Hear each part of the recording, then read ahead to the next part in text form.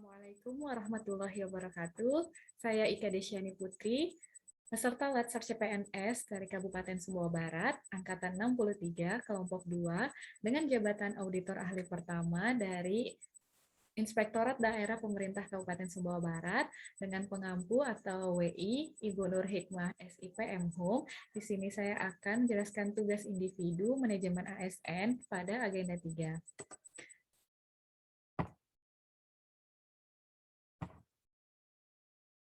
Di sini, saya akan menjelaskan mengenai tugas pokok fungsi serta kedudukan dan peran saya sebagai auditor di lingkup ASN Pemerintah Kabupaten Sumbawa Barat. Tugas pokok dan fungsi saya berpedoman pada Permenpan nomor 220 tahun 2008 tentang jabatan fungsional auditor dan angka kreditnya. Pada pasal 4 dijelaskan mengenai tupoksi, di mana tugas pokok auditor adalah melaksanakan kegiatan perencanaan, pengorganisasian, pelaksanaan teknis, pengendalian, serta evaluasi pengawasan yang meliputi audit, evaluasi, review, pemantauan, serta kegiatan pengawasan lainnya. Kegiatan pengawasan lainnya ini mencakup asistensi, sosialisasi, serta konsultasi. Sedangkan kedudukan dan peran saya sebagai auditor itu saya merujuk pada PP nomor 60 tahun 2008 tentang SPIP, Sistem Pengendalian Internal Pemerintah. Pada pasal 11 dijelaskan bahwa kami sebagai APIP, aparatur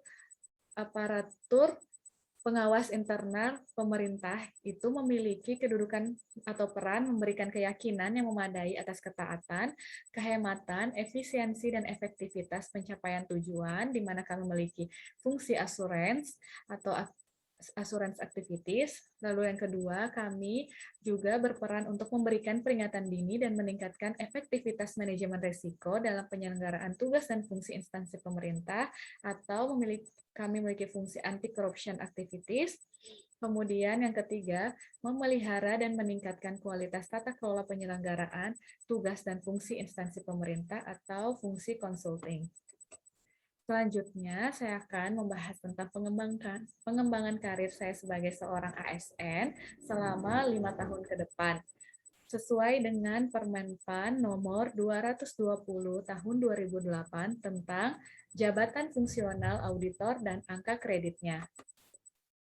Rencana jangka panjang saya selama 5 tahun ke depan adalah naik pangkat dari jabatan auditor ahli pertama 3A menjadi jabatan auditor ahli pertama 3B.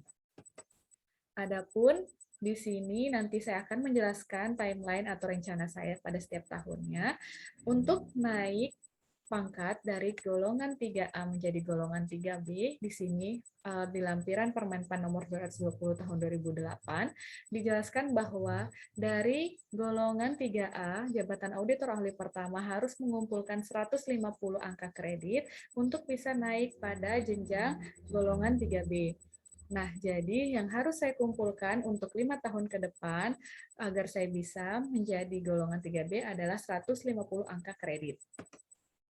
Di sini ada angka kredit pendidikan sekolah. Jadi angka kredit pendidikan sekolah ini diberikan jika sudah menyelesaikan pendidikan pada jenjang tertentu. Karena saya sudah memiliki ijazah sarjana atau S1, saya memperoleh angka kredit sebesar 100. Saya memperoleh angka kredit sebesar 100, jadi saya sudah punya angka kredit sebesar 100, lalu saya hanya akan mengumpulkan 50 angka kredit sisanya. Di sini ada cara perhitungan angka kredit, jadi selama 4 tahun saya bisa mengumpulkan angka kredit sebanyak 50 angka kredit, di mana setiap tahunnya yang harus saya kumpulkan adalah sebanyak 12,5 angka kredit. Nah, untuk per tahunnya, dengan jam kerja itu 1.250 jam. Di sini itu santuan angka kredit per jamnya adalah 0,010. Di sini adalah kegiatan yang dilakukan adalah kegiatan pengawasan. Nah, saya ditugaskan di Irban khusus, di mana Inspektorat Pembantu Khusus, di mana pengawasan yang kami lakukan tidak hanya terbatas pada pengawasan reguler, namun juga melakukan pengawasan di bidang investigatif atau audit investigatif dengan angka kredit per jamnya yaitu 0,013. Timeline tahunan yang saya lakukan, tahun pertama hingga tahun keempat itu adalah sama, yaitu mengumpulkan angka kredit sebesar 12,5 sehingga nanti dapat terkumpul 50 angka kredit yang saya butuhkan untuk menyempurnakan 150 angka kredit yang dibutuhkan untuk kenaikan pangkat menjadi golongan 3B. Kemudian di tahun kelimanya, rencana yang akan saya lakukan yaitu melanjutkan pendidikan S2. Di sini saya perinci, yaitu di tahun pertama melakukan kegiatan pengawasan dan investigatif. Ini adalah kegiatan kami sehari-hari di kantor dengan kegiatan pengawasan itu memiliki nilai angka kredit 0,010 dan audit investigatif dengan angka kredit yaitu 0,013. Kemudian yang kedua adalah mengikuti ujian sertifikasi jenjang jabatan auditor pertama. Tahun pertama ini saya alokasikan untuk tahun 2022. Pada tahun 2021, kami sudah melakukan diklat penjenjangan jabatan auditor pertama, namun belum ujian, dan insya Allah ujiannya tahun 2022. Di situ baru bisa kami klaim untuk angka kredit sertifikasi jabatan auditor pertama, di mana untuk setiap jam pada saat diklatnya itu memiliki angka kredit yaitu 0,015 per jam. Lalu selanjutnya mengikuti diklat audit investigatif yang diselenggarakan oleh BPKP sebagai instansi pembina kami, auditor. Kemudian diklat audit investigatif ini saya perlukan karena untuk menambah kompetensi serta kemampuan saya dalam melakukan pemeriksaan di Irban khusus. Lalu pada tahun kedua sama melakukan kegiatan pengawasan dan investigatif, kemudian mengikuti diklat pengelolaan keuangan desa. Pengelolaan keuangan desa ini saya rasa perlu karena hampir semua audit investigatif yang kami lakukan berkaitan dengan pengelolaan keuangan desa.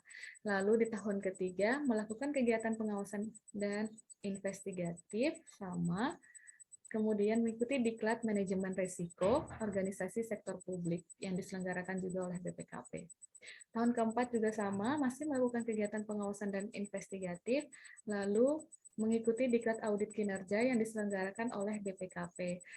Dari tahun pertama hingga tahun keempat, penambahan kompetensi yang saya rencanakan ini semuanya berasal dari lembaga formal.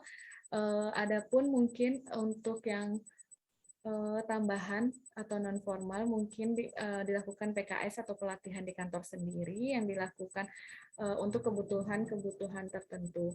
Nah, di tahun kelima saya berencana untuk melanjutkan jenjang pendidikan S2 di bidang akuntansi juga sebagai persiapan menuju jenjang jabatan auditor muda.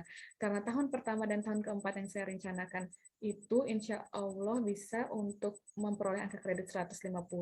Jadi di tahun kelima saya berencana untuk melanjutkan jenjang pendidikan S2, di mana nantinya pendidikan S2 ini saya akan memperoleh angka kredit 150, dan untuk menuju jenjang jabatan auditor muda tadi itu adalah mengumpulkan 200 angka kredit. Jadi saya untuk tahun-tahun selanjutnya akan mengumpulkan angka kredit sebesar 50 untuk sisanya. Terima kasih, itu saja yang bisa saya sampaikan tentang jenjang karir ASN saya selama 5 tahun ke depan. Semoga bermanfaat. Wassalamualaikum warahmatullahi wabarakatuh.